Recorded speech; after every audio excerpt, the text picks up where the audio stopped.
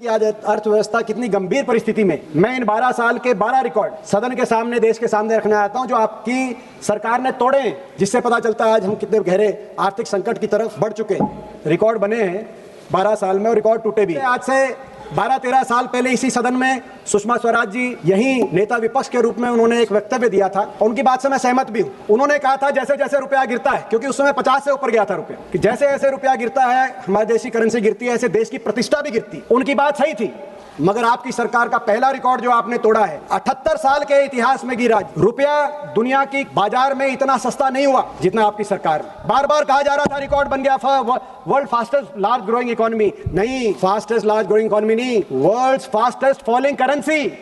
दूसरा रिकॉर्ड, 78 साल के इतिहास में पेट्रोल, डीजल, एलपीजी और यूरिया इतना महंगा नहीं हुआ जितना आपकी सरकार में। आपकी सरकार में 78 साल का गरीब और अमीर में जितना अंतर है, इनइक्वालिटी का रिकॉर्ड बन गया। ऑक्सफैम की जो रिपोर्ट आई, आज हिंदुस्तान के 1% सबसे अमीर नागरिकों के हाथ में देश की 40% संपत्ति और देश की 65% आय, और हिंदुस्तान के निचले पायदान पर खड़े हुए 50% नागरिक जो किसान हैं, मजदूर हैं, गरीब हैं, उनके पास देश की केवल 3% संपत्ति रह गई।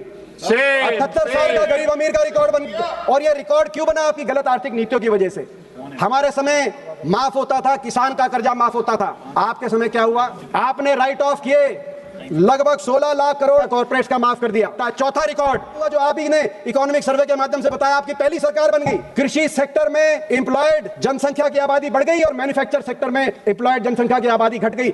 वित्त मंत्री जी, एक और रिकॉर्ड आपने बनाया निवेश का। आप कहते हैं हिंदुस्तान दुनिया के निवेशक का पसंदीदा देश बनाने के लिए आपने कोई कसर नहीं छोड़ी, लेकिन आपकी इस दावे की हवा आप ही का इकोनॉमिक सर्वे निकाल रहा है। अगला रिकॉर्ड, जो डेट, कर्जा, आपने पिछली बार कहा था कि डेट केवल 56% है, लेकिन सच्चाई है आज स्टेट्स और सेंटर का डेट मिला दिया जाए तो हमारी देश की अर्थव्यवस्था में 82% का डेट।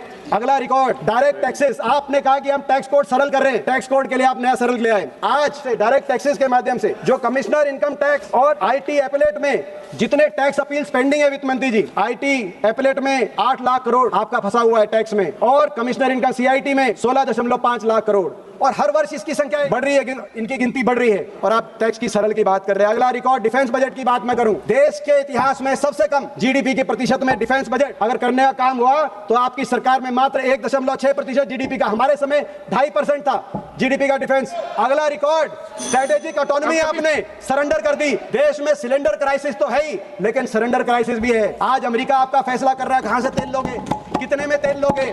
अमेरिका फैसला कर रहा है वेनेजुएला, और घोषणा भी कर रहा है वेनेजुएला से तेल आएगा। अमेरिका फैसला कर रहा है सीज फायर कब होगा। वित्त मंत्री जी, आप क्या करें? देश में आजादी से पहले